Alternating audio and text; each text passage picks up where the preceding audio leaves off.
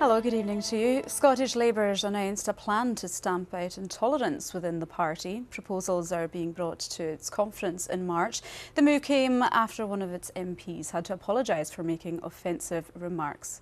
Labour's been strongly criticised for its response to the case, as Andrew Black reports.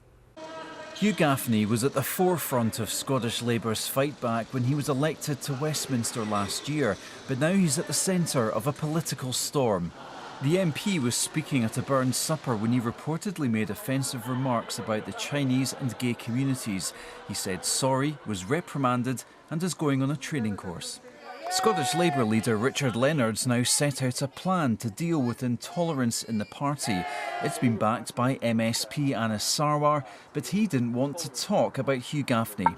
I won't comment on individuals because I've made this clear right from the start when I started this campaign to tackle everyday racism and Islamophobia a couple of weeks ago, that for me this isn't about one individual, it's not about one political party, it's about recognising that there is a culture that is impacting on workplaces, on campuses and on playgrounds across the country. And it's that culture I want to challenge head on. I think the Labour Party should lead by example of that. Today, Labour was heavily criticised for its response to the Gaffney case. Has Hugh ever received equalities and diversity training before? As many of his former colleagues have contacted me privately to say that he would have done. And if that is the case, then does this not just make a further mockery of Richard Leonard's weak action that he's taken in regards to these racial slurs that Hugh Gaffney made? Hugh Gaffney says he'll do everything possible to make amends. Tonight there are calls for him to consider his position as an MP. Andrew Black, reporting Scotland.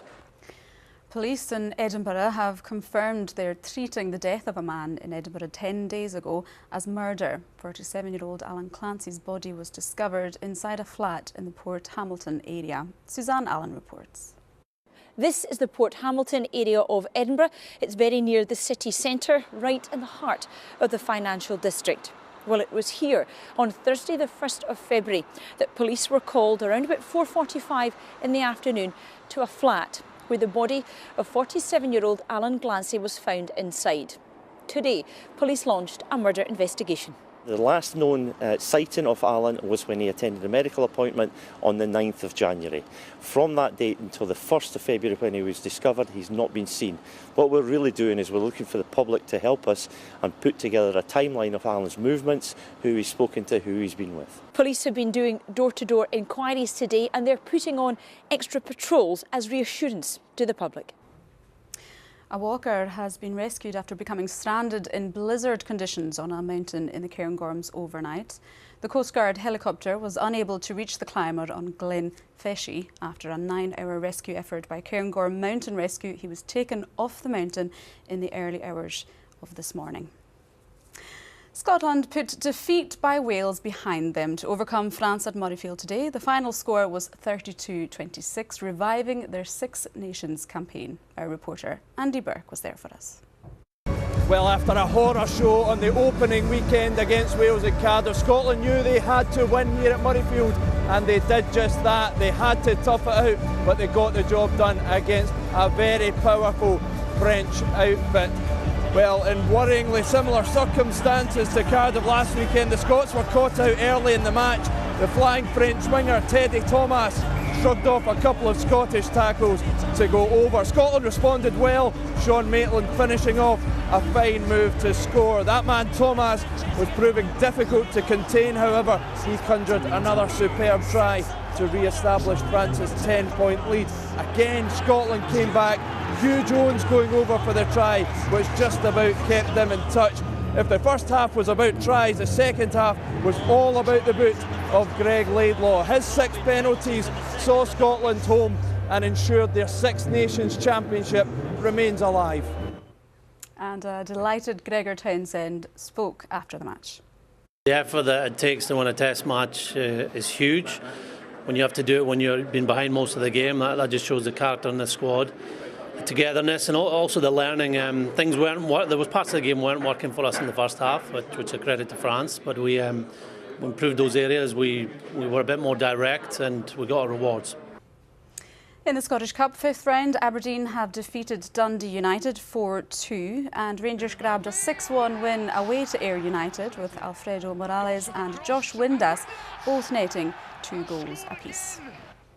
The Scots skier Andrew Musgrave has narrowly missed out on an historic medal at the Winter Olympics. Musgrave from Oyne in Aberdeenshire was second going into the final lap but finished 7th, a record for a British cross-country skier. To be honest, now at the finish I'm pretty gutted. I was feeling really confident and lap and a half to go I was still feeling awesome. It was just out at the start of the last lap when I tried to keep up with Krieger, who when he got his break then just went a little bit fast and yeah, I was just not quite strong enough on the last lap. Let's get the weather forecast now from Christopher. And thank you. Hello there. There was some lovely blue sky around today, but also a number of snow showers, mainly in the west. And those continue through the course of this evening and overnight, and a few drifting their way eastwards as well. So a cold night, icy in places, temperatures even in towns and cities well below zero. So a cold start to the day tomorrow, icy underfoot, and once again further wintry showers. But through the course of the day, many of these will ease off, turning to rain right on the west coast. The further east that you are, generally dry with some sunshine. Across the UK as a whole, well, a brief ridge of high pressure just giving a fairly settled afternoon, and winds in the south a bit lighter than for us here in Scotland. Temperatures around 5 or 6 Celsius for many. Here are the mid-afternoon temperatures. You can see there 5 or 6 degrees across southern parts, a little bit colder the further north that you are. Mixture of clouds, some sunshine, a few rain showers towards the Hebrides. The further east that you are, some lovely spells of crisp winter sunshine. But I have to say there is change on the way as we head overnight Monday to Tuesday. If we pull out, we can see just behind me there this weather front approaching from the Atlantic, and as we go overnight meets the cold air, giving a spell of significant snow. So first thing Tuesday morning, likely to be some disruption for the morning commute with some sleet and some snow, some rain as well, as that system pulls away eastwards. The afternoon should improve and it will be another cold day, but we're keeping a close eye on Tuesday's proceedings. That's the forecast for now. Thanks very much, Christopher, and that's all from now. For now, from everyone on the team, enjoy the rest of your evening. Bye for now.